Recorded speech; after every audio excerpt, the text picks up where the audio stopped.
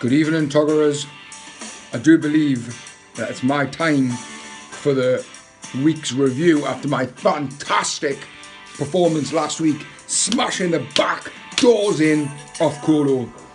Now, I don't know if anyone realised, but chances are I'm going to beat Gabe this weekend. The fact that Tin beat Gabe says it all. So once I beat Gabe this weekend, it means I've just knocked you down one by one by one by one by one. That is a full, clean sweep. So beware, Gabe. Anyway, so the week's review. It started off with Noel Edmonds' Shell Farces versus the Scranton Stranglers. And lo and behold, against all odds, Tin managed to not just beat Gabe, but literally got a pineapple, shoved it sideways up Gabe's anus. So stuff started coming out of his orifices. He beat him 131.5 to 72.5. Gabe, that is embarrassing. You should be doing at least 20 word pumps for that. And how you another 10 on the fact that it was really Tin who beat you. But fair's due where fair's due, no offence, Rag. You know, Tin pulled it out the sack. There was some big performers. Tony Alderweireld was cracking for him. He signed him just before kick-off. So, you got to take your hats off. Costa got a mint assist off the bar. Christian Benteke done absolutely jack shit. Got hammered 4-0 off the Mackems and still managed 10.5 points. And the big performance for Gabe just didn't turn up. I mean, Paul Pogba, Ericsson, Gylfi done his normal business, but the rest of them, Patrick Van Aanholt, minus 4.75. That was dog shit. Even Leighton Baines, he's normally a solid performer, minus 1.5. Not good enough. So, that was that. Next up was the big tie. The one that Sky were all after, BT were after, NTL. That's who ended up getting the tie. And it was Colo versus Bukaki Jackies. Colo FC looked like they were going into the final day well ahead. And Bukaki Jackies done what people have done to Bukaki Jackies all bloody season. Waited till the last day of the weekend and then just went boom! Shake the room. And that was it. Done. My mank lads, Ireland, the City, the Uniteds, all just turned up. I mean, I turned up with 168.75 points this week, lads. I mean, if you don't give me a pat on the back second crack for that, I don't think you ever will.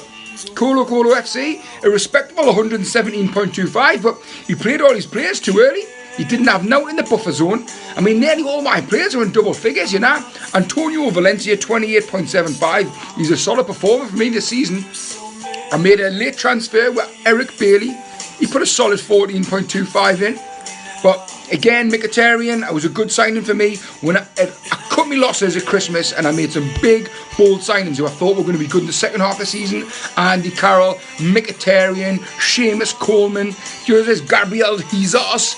Just some good, solid dudes. Jesus again, another 30 points. Bish, bash, bosh. All the Manchester lads done it.